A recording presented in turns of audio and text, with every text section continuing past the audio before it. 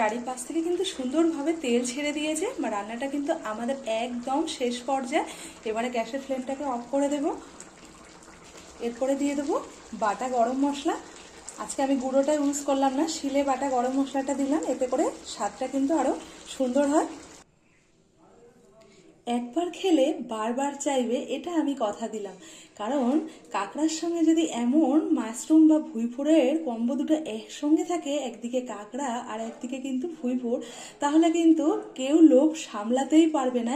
এমন যদি একটা রান্না দুপুরের থালিতে থাকে, তাহলে কিন্তু কেউই পারবে না জিভের জলটা ধরে রাখতে। দুটো কম্বো কিন্তু এতটা সুন্দর, তবু দুটো কম্বো কিন্তু একই সঙ্গে। একদিকে ভুঁইফোড়ের একটা সুন্দর ফ্লেভার, তার সঙ্গে আছে কিন্তু কাঁকড়া, আর একদম এমন কষা কষা কাঁকড়া রান্না হলে ও জিভে জল আনার মতো রেসিপি ছিল। দুটো কম্বোই কিন্তু দুটোই সুন্দর, আর দুটো কম্বোই কিন্তু একই সঙ্গে আছে। আজ আপনাদের সামনে একদম সহজ পদ্ধতিতে সহজভাবে একদম কিন্তু রেসিপিটা দেখিয়েছি, যাতে আপনাদের বুঝতে কোনো অসুবিধা না হয়, আর কত সহজে কিন্তু রান্না করা যায় সেটা আজকের ভিডিওর মধ্যে। তো পুরো ভিডিওটা দেখতে থাকবেন। তো চলুন।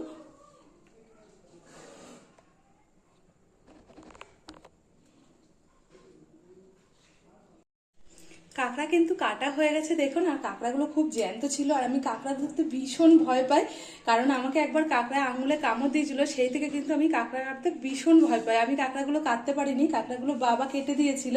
আর কাঁকড়ার মধ্যে কতটা ঘিলু আর ডিম দেখুন, হলুদ হলুদ পুরো ডিম ভর্তি।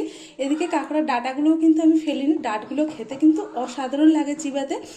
আর এটা কিন্তু প্রচণ্ড মানে পুরো ভর্তি ভর্তি প্রত্যেকটা কাঁকড়ার মধ্যে কিন্তু ডিম রয়েছে। আর দুটো কম্বো আজকে দারুণ। এর সঙ্গে কিন্তু আরেকটা জিনিস দিয়ে রান্না করবো, যেটা কিন্তু খেতে অসাধারণ লাগে। নমস্কার বন্ধুরা, আমি মিতালি, আপনারা দেখছেন মিতালির লাইফস্টাইল। সকলকে স্বাগত জানাই। আজকে আবার একটা রেসিপি নিয়ে আপনাদের সামনে চলে এসেছি। এদিকে কিন্তু নিয়ে নিয়েছি ভুঁইফোড়, কেউ বা বলে মাশরুম, আমরা কিন্তু ভুঁইফোড় বলি, আবার কখনো কখনো কিন্তু মাশরুমও বলি। এবার এটা প্যাকেটটা আমি কেটে নেব। কাঁকড়ার সঙ্গে দারুণ দারুণ লাগে কিন্তু খেতে, এমনিও কিন্তু ভুঁইফোড় খেতে অসাধারণ লাগে।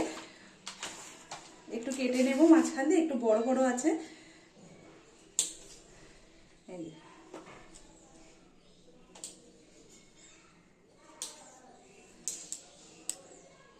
সমস্তগুলো এইভাবে কেটে নেব। দেখুন সবগুলো ভুঁইফোড় কিন্তু কেটে নিয়েছি। এবার আমি এটা খুব ভালো করে পরিষ্কার জলে জল পাল্টে পাল্টে 4 থেকে 5 বার ধুয়ে নেব, তারপরে একটু গরম জলে একটু ভাপ দিয়ে ফেলে দেবো। আর কাঁকড়ার সঙ্গে এই কম্বোটা কিন্তু দারুণ দারুণ সুন্দর ম্যাচ করে, আর খেতে কিন্তু অসাধারণ হয়।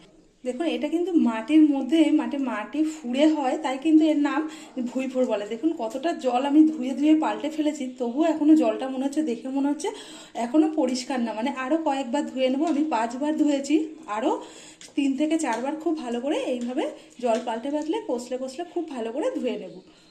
এটা ফ্রিজে রাখা ছিল, একটু বাইরে বের করার কারণে একটু লালচে ভাব হয়ে গেছে। গ্যাসটা অন করে কড়াইটা বসিয়ে দিয়েছি। এবারে যে ভুঁইফোড় সমেত জলটা যে বাটির মধ্যে রেখেছিলাম, সেটা কিন্তু কড়াইয়ের মধ্যে দিয়ে দেবো। বেশি না, মাত্র 2 থেকে আড়াই মিনিটের মতো একটু গরম জলে ভাপ দিয়ে নেব।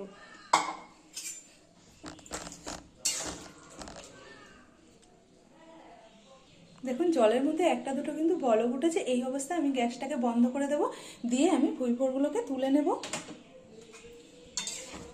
দেখুন গরম জল দিয়ে দেখুন কতটা মানে এর কষ যেটা একটু কালো কালো জল, দেখুন সেই জলটা কিন্তু বেরিয়েছে। এটা কিন্তু সব সময় রান্না করলে একটু গরম জলে এইভাবে ভাপিয়ে নেবেন। আমি কিন্তু নুন দিইনি, অনেক সময় নুন দিলে হয়ে যায় কি একটু বেশি গলে যায়, পরে যখন রান্না করতে অসুবিধা হয়। আমি সেই কারণে নুন দিইনি, এমনি জলের মধ্যে গরম জলের মধ্যে একটু মানে 2 থেকে আড়াই মিনিট ভাপিয়ে নিয়েছি। দেখুন কতটা এর কষ বা নোংরা বেরিয়েছে। জল কিন্তু পাল্টে পাল্টে 7 থেকে 8 বার আমি ধুয়েছি, তারপরেও গরম জল দিয়ে একটু ভালো করে ধোয়ার ফলে জলের মানে এর গায়ের যে নোংরাটা থাকে ভিতরে, সেটা কিন্তু বেরিয়ে যায়। দেখুন জলের কালারটা মানে কতটা গায়ের মধ্যে নোংরা ছিল সেটা কিন্তু বোঝা যাচ্ছে গরম জলে দেওয়ার পরে।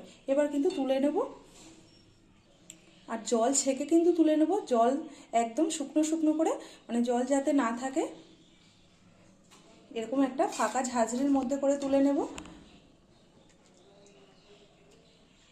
এবারে খুব ভালো করে বোঝা যাবে, দেখুন ভুঁইফোড়টা তুলে নেওয়ার পর জলের রঙটা কেমন হয়েছে দেখুন, তাই কতটা নোংরা ছিল এতে করে কিন্তু বোঝা যায়। জলটাকে ফেলে দেব। কড়াইটা আবারও বসিয়ে দিলাম, কড়াইয়ের মধ্যে দিয়ে দেব তেল। ফোড়নের জন্য দিয়ে দেবো গোটা গরম মশলা, 3টে এলাচ, 2 টুকরো দারচিনি আর 2টো লবঙ্গর টুকরো। ফোড়নগুলো থেকে যখন একটা সুন্দর গন্ধ বেরোবে তখন অন্যান্য মশলাগুলো দিয়ে দেবো। এখানে কাঁচা লঙ্কা, আদা আর রসুন একবারে কিন্তু মশলাটা করে নিয়েছি।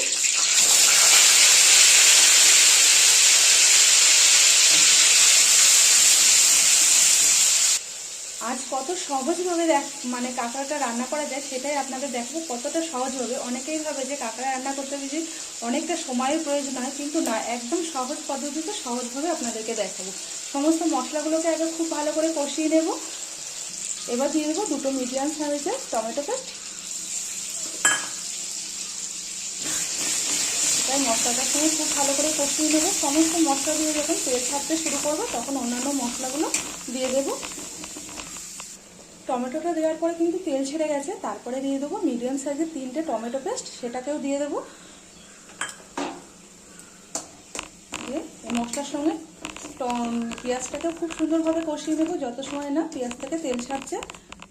এরপরে দিয়ে দেবো 3 চামচ ফাটিয়ে রাখা টক দই। টক দইটা দেওয়ার পরে গ্যাসের আঁচটা একদম কমিয়ে দেবো, নইলে টক দইটা কিন্তু ফেটে যেতে পারে। এবার দিয়ে দেবো কিছু শুকনো মশলা, মানে যেগুলো রোজকারের রান্নায় আমরা ব্যবহার করি। দিয়ে দেবো স্বাদ মতো লবণ, পরিমাণ মতো হলুদ গুঁড়ো, 1/2 চামচ জিরে গুঁড়ো, 1 চামচ ধনে গুঁড়ো। খুব ভালো করে মশলাগুলোকে এবার সুন্দরভাবে আরও একবার কষিয়ে নেব যত সময় মশলা থেকে তেল না ছেড়ে আসছে। কাঁকড়ার থেকে কিন্তু মশলার পরিমাণগুলো একটু বেশি রাখতে হয়, কারণ কাঁকড়ায় কিন্তু একটু মশলা না হলে ভালো লাগে না। অল্প মশলায় কিন্তু কাঁকড়া খেতে টেস্ট লাগে না, একটু মশলার পরিমাণগুলো বেশি হলে কিন্তু বেশ সুন্দর লাগে। এবার মশলা থেকে তেল ছাড়তে শুরু করেছে। এবার ধুয়ে রাখা মানে এই কাঁকড়াগুলোকে এবার দিয়ে দেবো মশলার সঙ্গে। আমি কিন্তু এক্সট্রা আর কিন্তু কাঁকড়াগুলো ভেজে নিইনি, মশলার সঙ্গে একবারে কষিয়ে নেবো। এতে কিন্তু খেতে খুব সুন্দর হয়, টেস্টটা কিন্তু কোনো অংশে কম হয় না। এবার এই মশলার সঙ্গে কাঁকড়া খুব ভালো করে কষাতে থাকবো। এবার একটা ঢাকা দিয়ে দেবো, ঢাকিয়ে কিন্তু সুন্দরভাবে কষি 7 থেকে 8 মিনিট কিন্তু কাঁকড়াটাকে খুব ভালো করে কষিয়ে নিয়েছি। এবার গরম জলে যে ভাপানো ভুঁইপোড়টা ছিল সেটা কিন্তু জল ছেঁকে দিয়ে দেবো। জল ছেঁকে তুলেছিলাম, তারপরেও কিন্তু অনেকটা জল বেরিয়ে গেছে। এবার জল ছেঁকে একটা ছাঁকনির সাহায্যে তারপরে ভুঁইপোড়গুলোকে দিয়ে দেবো। এবার কাঁকড়ার সাথে ভুঁইপোড়টা খুব ভালো করে মশলার সঙ্গে কষাতে থাকবে।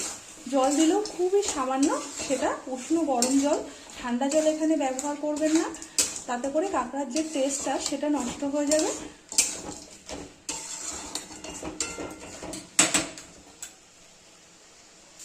খুব ভালো করে কিন্তু কষিয়ে নিয়েছি আরও 10 থেকে 12 মিনিট। এবার যখন চারিপাশ থেকে তেল ছাড়তে শুরু করেছে তখন যে আগে থেকে যে গরম জলটা করে রেখেছিলাম সেই গরম জলটা দিয়ে দেবো। খুব একটা বেশি জল দেবো না, সামান্য একটু জল দেবো, মানে 1 কাপের মতো আমি জল দিলাম।